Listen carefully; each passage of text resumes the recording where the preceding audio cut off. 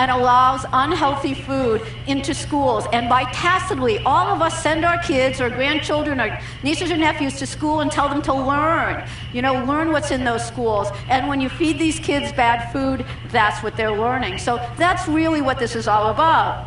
The way we got here is because of big agribusiness. We now live in a country where most of us don't decide, by and large, what we eat. We see big businesses, Monsanto and DuPont, who brought out Sage and Orange and stain-resistant carpet. They control 90% of the commercially produced seeds in our country. These are 10 companies control much of what's in our grocery stores, much of what people eat, and that's really, really a problem. So when I started thinking about these issues and how I was going to change what kids ate, I really started focusing on what we would teach them. And the very first thing was about regional food, trying to eat food from within our region. And clearly, with what's going on with fossil fuel usage, or as the fossil fuel is going away, as oil hits its peak oil, we really have to start thinking about whether or not we should or could be moving food 1,500 miles before we eat it. So we talk to kids about that, and we really start to feed kids regional food. And then we talk about organic food. Now, most school districts can't really afford organic food, but we as a nation have to start thinking about consuming, growing, and feeding our children food that's not chock full of chemicals. We can't keep feeding our kids pesticides and herbicides and antibiotics and hormones. We can't keep doing that. It doesn't work. And the results of that are kids getting sick. One of my big soapboxes right now is antibiotics. 70% of all antibiotics consumed in America is consumed in animal husbandry. We are feeding our kids antibiotics in beef and other animal protein every day. 70%. It's unbelievable. And the result of it is we have diseases, we have things like E. coli that we can't fix, that we can't make kids better when they get sick. And, certainly antibiotics have been prescribed, but it's an issue in the food supply. One of my favorite facts is that U.S. agriculture uses 1.2 billion pounds of pesticides every year. That means every one of us and our children consumes what would equal a 5-pound bag, those bags you have at home, if I had one here, and ripped it open. And that pile I would have on the floor is what we consume and feed our children every year because of what goes into our food supply, because of the way we consume produce in America.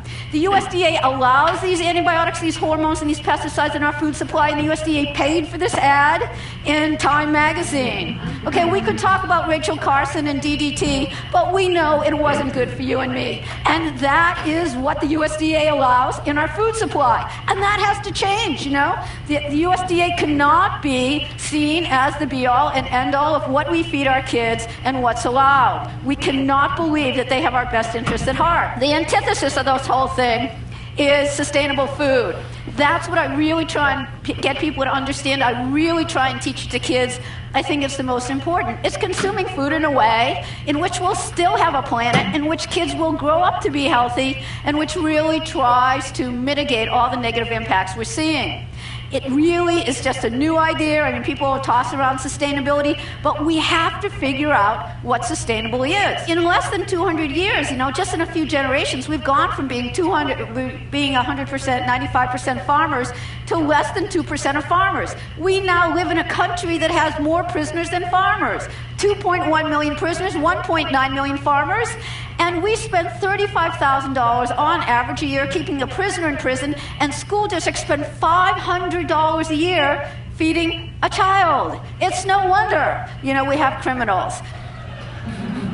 And what's happening is we're getting sick. We're getting sick, and our kids are getting sick. It is about what we feed them.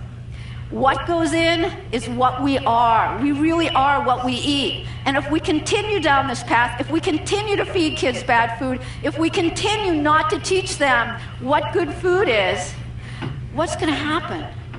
What is going to happen? What's going to happen to our whole medical system? What's going to happen is we're going to have kids that have a life less long than our own. The CDC, the Center for Disease Control, has said, of the children born in the year 2000, those 7- and 8-year-olds today, 1 out of every 3 Caucasians, 1 out of every 2 African Americans and Hispanics are going to have diabetes in their lifetime. And if that's not enough, they've gone on to say most before they graduate high school. This means that 40 or 45% of all school-age children could be insulin dependent within a decade. Within a decade. What's going to happen?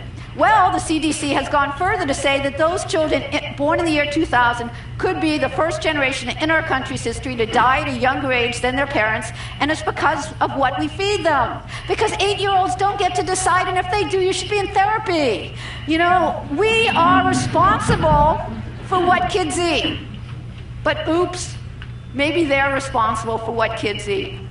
Big companies spend $20 billion a year marketing non-nutrient foods to kids.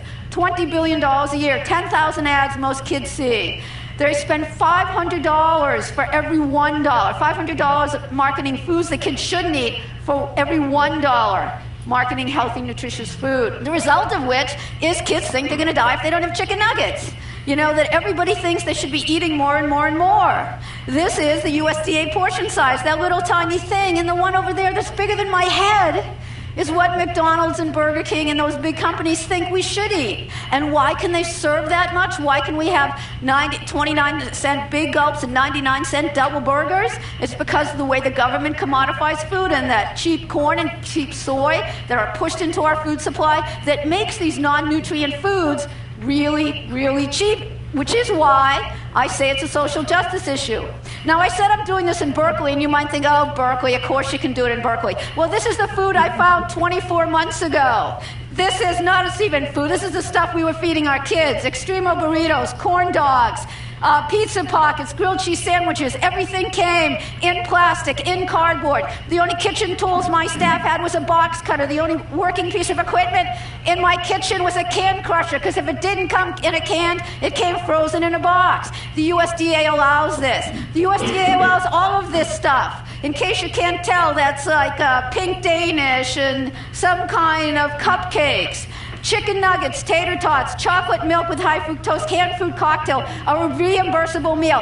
That's what the government says it's okay to feed our kids. It ain't okay. You know what? It is not okay.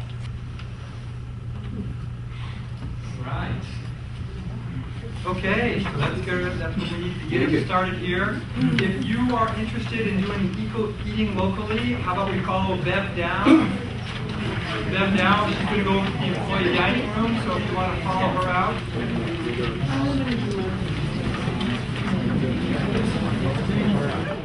Award-winning MCC Forensics team that will be presenting a Reader's Theater, a compiled literature presentation exploring the theme of obesity in America. And following that, there's Cheryl Ziznik. Did I say right, Cheryl? Okay, good. She and I will be leading a moderated discussion with you, the audience. Reader's Theater is not a well-known presentation form, but what you'll notice is that the presenters will be having these black book binders which contain the literature, which they have carefully and thoughtfully memorized, but nonetheless, these books serve as a symbolic reminder of the presence that this is an interpretation performance that is meant to be shared with the audience with the focus on the sharing of the literature symbolized by the black binder. Okay, so at this time, it's my pleasure to introduce Obesity in America, Reader's Theater, heavyweight contenders, America Wins. Yeah.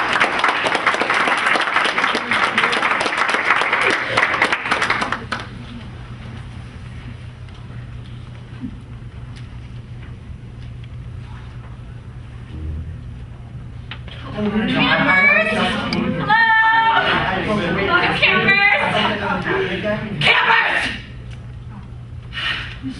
It is my pleasure to bring you here, Nurse Joy, to welcome you to New Image Camp Vanguard, Central Florida's premier teen weight loss camp! Woo! Welcome, returning friends and new camper. Why don't you tell us just a smidge about yourself? Well, I'm Bess, and well, my parents are like really, really into fitness, and I am like really, really not. Well, no offense, Sugar Plum, but what in the name of Ben and Jerry are you doing here? I mean, you're just adorable like a chubby little toddler. Most of our clients range from the moderate to the ridiculously obese.